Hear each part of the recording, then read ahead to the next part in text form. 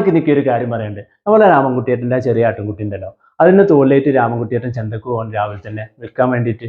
ആ സമയത്ത് രമേശൻ വന്നിട്ട്, അല്ല രാമൻകുട്ടിയേട്ടാ, ഈ രാവിലെ തന്നെ ഈ പട്ടിക്കുട്ടിനെ തോളിലേറ്റ് നിങ്ങൾ എങ്ങോട്ടാ പോണത്? പട്ടിക്കുട്ടിയോ? രാമൻകുട്ടിയേട്ടന് സംശയമായി. രമേശ, ഞാൻ ചന്തക്ക് ഒന്ന് പോവാണ്, ഇതിനൊന്ന് വിൽക്കണം, കുറച്ച് ക്യാഷിന് അത്യാവശ്യമുണ്ട്. അതും പറഞ്ഞ് രാമൻകുട്ടിയേട്ടൻ ഇങ്ങനെ നടന്നു പോകുന്ന സമയത്ത് ജാനു അടുത്ത് വരുന്നുണ്ട്. രാമൻകുട്ടിയെ, കെട്ടികൾക്കും കുട്ടികൾക്കൊക്കെ സുഖമാണോ? എങ്ങട്ടാ ഈ രാവിലെ തന്നെ ഈ പട്ടിക്കുട്ടിനെ തോളിലേറ്റിട്ട്? പട്ടിക്കുട്ടിയോ? വീണ്ടും സംശയമായി. ഞാനോ ചെന്തേക്കൊന്ന് പോവുകയാണ്, ഇതിനൊന്ന് വിൽക്കണേ.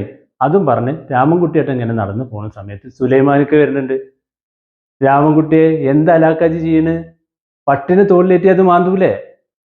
എടങ്ങാറാവട്ടോ. അതും പറഞ്ഞ് സുലൈമാൻ കാക്ക നടന്നുപോയി.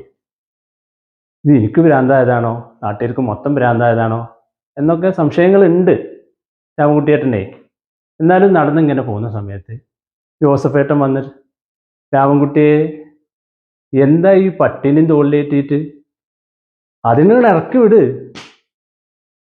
അല്ല, ഞാൻ എന്തിനാ ഈ പട്ടിനെയും തോളിലേറ്റിട്ട്? ഓ പട്ടി എന്ന് പറഞ്ഞ് രാമൻകുട്ടിയേട്ടൻ തോളിലുള്ള ആട്ടുകുട്ടിനെ ഇറക്കിയിട്ട് ഒരൊറ്റ ആട്ട. ഇതിനെയാണ് ആടിനെ പട്ടിയാക്കുക എന്ന് നമ്മൾ പറയാറില്ലേ? താത്ത് ഹവനൈസ്ലെ എല്ലാവർക്കും നന്മ നേർന്നുകൊണ്ട് നിങ്ങളുടെ സ്വന്തം റഫീഖുൽ അംദോൻ. Thank you.